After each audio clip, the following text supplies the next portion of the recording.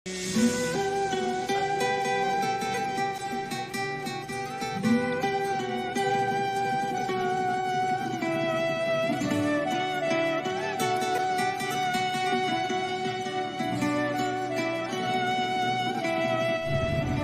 اللہ الرحمن الرحیم۔ السلام علیکم ناظرین، میں ہوں آغا زمانی اور اس وقت میں اسکردو بلتستان میں ہوں، اور میری خوش قسمتی کہ اس وقت میں گلگت بلتستان کے جیت عالم دین، معروف خطیب، حجت الاسلام والمسلمین، علامہ شیخ جواد حافظی مدظ العلی کی خدمت میں ہوں۔ ہماری خواہش ہے کہ محترم علامہ صاحب کے زرعی خیالات سے اپنے ناظرین کو بھی آگاہ کیا جائے۔ میں گزارش کروں گا قبلہ علامہ شیخ جواد حافظی صاحب سے کہ وہ ہمارے ناظرین سے مخاطب۔ قبلہ السلام علیکم، اعوذ باللہ من الشیطان الرجیم، بسم اللہ الرحمن الرحیم، الحمد للہ والصلاة علی اہلہا اما بعد۔ سب سے پہلے آغا صاحب، آغا سید مجتبیٰ زمانی صاحب کا شکر گزار ہوں کہ آپ نے اپنی مصروفیات میں سے وقت نکال کر کچھ دیر کے لیے بندہ کے ساتھ جو نجی زندگی یا اجتماعی جو حالات کے حوالے سے بلتستان کے خصوصاً حالات کے اعتبار سے کچھ گفتگو کرنے کا آپ نے موقع فراہم کیا۔ آپ کا اور آپ کے چینل کے ممبران کا میں شکر گزار ہوں۔ بڑی مہربانی، اور دعائیں ہیں کہ آغا صاحب کی توفیقات میں اضافہ کریں۔ اور آغا صاحب ہمیشہ سے ماشاءاللہ مختلف شخصیات، مختلف جو مراکز، ہر حوالے سے آپ اہل قلم رہے ہیں، اور الحمدللہ آج کل جو میڈیائی دور کے حوالے سے بہت بڑی خدمات اور کاوشیں آپ کر رہے ہیں۔ میری دعا ہے آپ کی توفیقات میں اضافہ کریں۔ بندہ اخیر محمد جواد حافظی میرا نام ہے جی۔ میرے والد محترم مرحوم علامہ شیخ غلام علی حافظی نجفی تقریباً آج سے 30 سال پہلے وفات ہو گئے ہیں۔ انتہائی علاقے میں جیت عالم دین تھے، نجف کے فارغ التحصیل تھے۔ آپ کے مخصوصاً علاقۂ کھرماؤں میں اور بلتستان لیول پر بھی آپ کی خدمات ہیں، علمی خدمات، اور خاص طور پر جو تبلیغی حوالے سے مختلف علاقوں میں کھرمنگ کے مختلف گاؤں میں جایا کرتے تھے۔ اور اس کے ساتھ ساتھ جو علامہ شیخ غلام محمد مرحوم الغروی کے ساتھ ساتھ علاقے میں جو مومنین کے درمیان میں جو نزاع ہوتا تھا محکمہ شریعہ کے حوالے سے، علاقۂ کھرمنگ کہ آج کل تو ضلع ہے، اس حوالے سے دوسرے جدید علماء کرام کے ساتھ مل کر آپ بڑے بڑے جو فیصلے ہوتے تھے شرعی حوالے سے، آپ بحیثیت ایک قاضی تحکیم کے خدمات بھی انجام دیتے تھے، اور ان تمام میں سے جو سینکڑوں طلباء کے آپ استاد بھی رہے ہیں۔ آج حوزہ علمیہ میں اور مدارس علمیہ خصوصاً باب العلوم رضویہ باری کے آپ مؤسس تھے۔ دوسرے علماء کرام ہمارے شیخ غلام علی مرحوم حیدری صاحب کے ساتھ مل کر آپ کی بڑی خدمات تھی۔ اور پچھلے سال میں نے جب دیکھا تو ہمارے باب العلوم جس کا میں بھی وہاں کا طالب علم رہا ہوں، تو میں اس کی طرف آ جاؤں گا، تو وہاں سے میں نے دیکھا تو فارغ التحصیل باب العلوم کے تقریباً کوئی 17 گریڈ کے سے اوپر کے آفیسر تھے، مولوی بھی تھے مذہبی حوالے سے، اور دنیاوی تعلیم میں ماشاءاللہ سے مختلف اداروں میں جو خدمات انجام دے رہے تھے، تو اس مدرسے کے مؤسس بھی تھے۔ الحمدللہ ایک علمی گھرانہ تھا۔ تو والد صاحب کی خواہش تھی کہ پرائمری سکول، کیونکہ میں پرائمری سکول تک گورنمنٹ سکول میں وہاں پڑھتا رہا، اس کے بعد سے وہاں پر کوئی اور مڈل سکول اس وقت پاری میں موجود نہیں تھا، اگرچہ کھرمنگ کے دوسرے علاقوں میں یہ مڈل سکول تو تھے، لیکن مجھے والد صاحب نے مدرسہ باب العلوم میں داخلہ ہونے کے لیے کہا پرائمری کے بعد، تو میں نے وہاں داخلہ لیا۔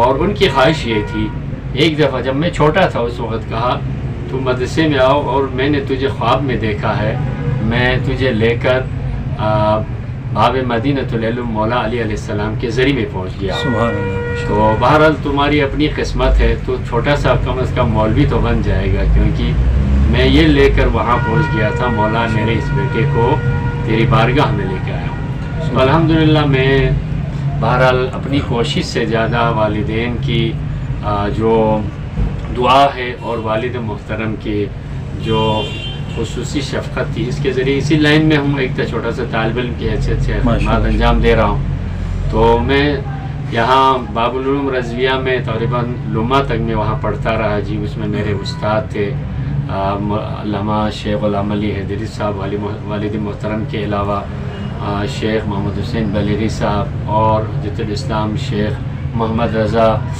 فاضلی صاحب ابھی الحمدللہ باقید حیات ہیں. تو یہ ہمارے مقامی باب العلوم کے استاد تھے.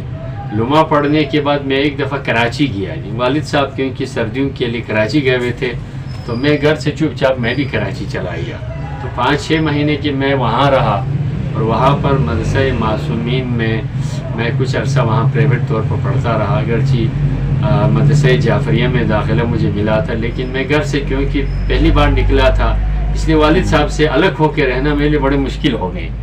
اور والد صاحب نے پھر وہاں سے ہمارے دوسرے لڑکے جو تھے خیرپور میں تھے, تو مجھے خیرپور میں داخل کروایا تاکہ وہ لڑکوں کے ساتھ وہاں پر جو میرے ہم عمر تھے, میرے دوست تھے, وہ وہاں پر 10 دن رہ کر میرے دل پھر نہیں لگا وہاں پر. پھر میں واپس کراچی گیا, وہاں کچھ عرصہ پڑھتا, پھر والد صاحب کے ساتھ واپس آ گیا. والد صاحب مجھے لاہور لے کر گئے, لاہور میں جامع منتظر میں کہا, تو اس دفعہ مجھے کہیں پر دل نہیں لگا. اسلام آباد میں آ گئے تو جامع اہل بیت کا نام لیا, لیکن میں والد صاحب سے ادھر آ گیا.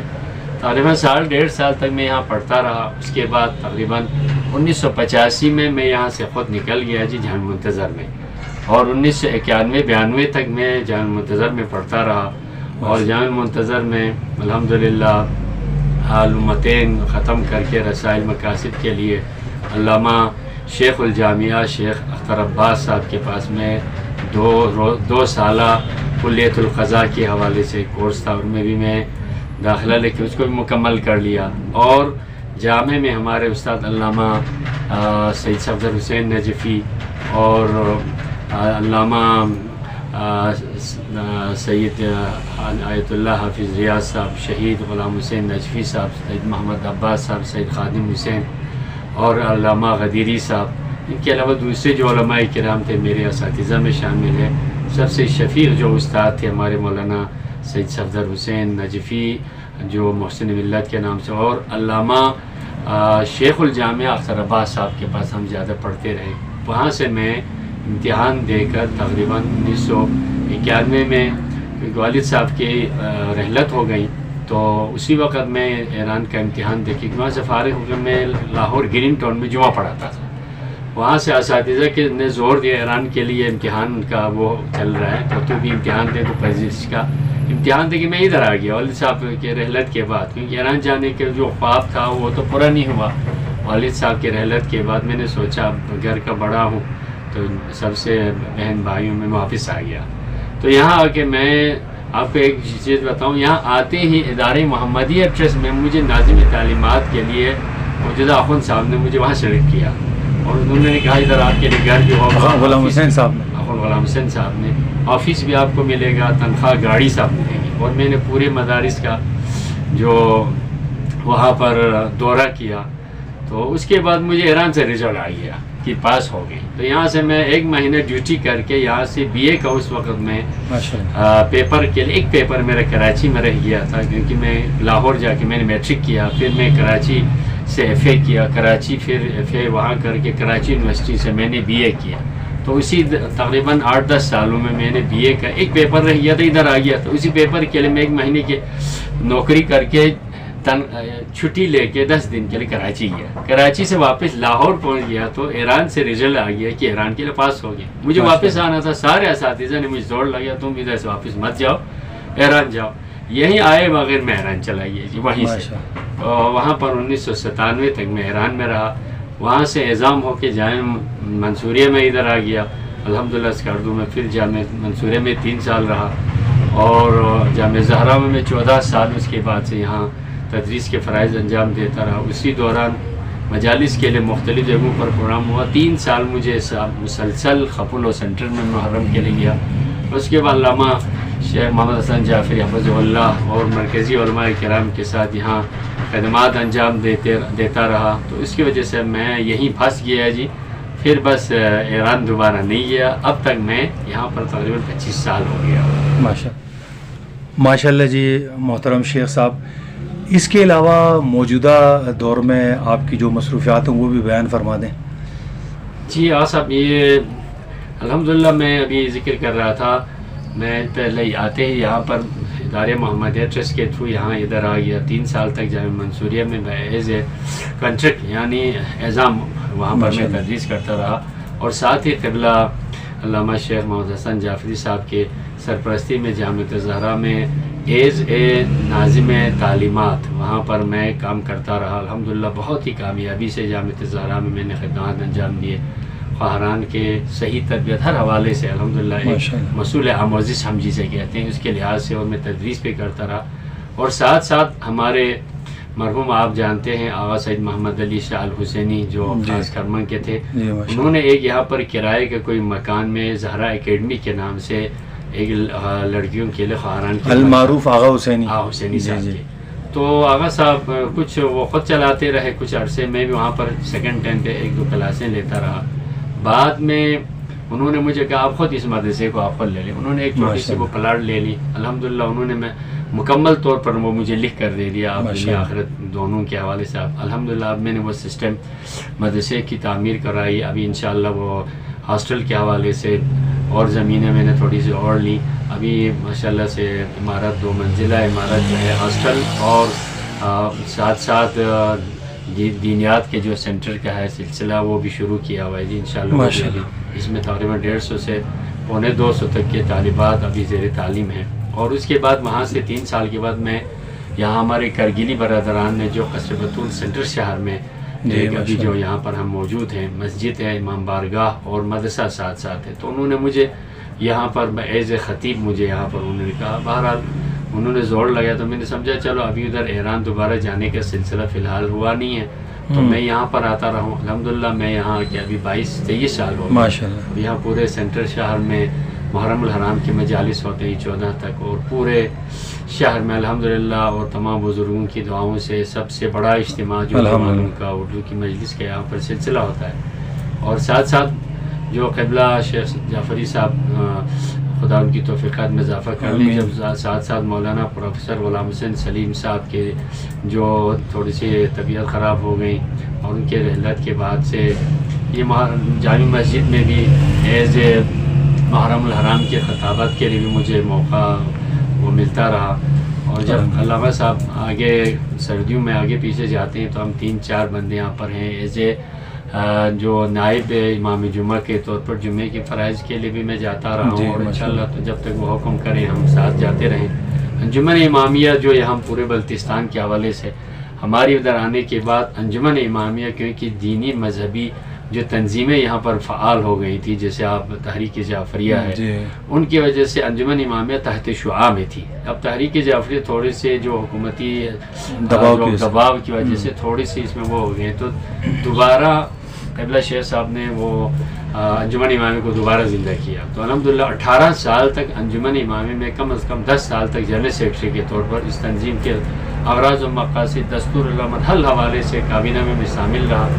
لیکن کئی بار علامہ صاحب نے مجھے صدارت کے لیے کہا. میں نے کہا میری اپنی مصروفیات ہیں، دوسرے جدید علماء کرام ہیں، میں ان کے ساتھ کام کرتا رہوں گا، لیکن اس میں ایز اے صدر میں نہیں، جنرل سیکرٹری کے طور پر اور دوسرے جو مسئول عزاداری ہیں گورنمنٹ کے ساتھ اس حوالے سے جو کچھ نمائندگی کرنی ہے یا اس کے حوالے سے انتظامات کرنے ہیں.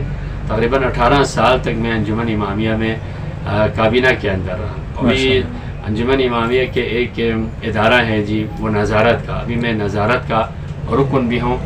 اور مرکز کی طرف سے الحمدللہ پیس کمیٹی جو صوبائی سطح کے ہیں، میں بلتستان کے الحمدللہ مکتب اہل بیت کے حوالے سے نمائندگی اس کمیٹی کے بھی میں ممبر ہوں.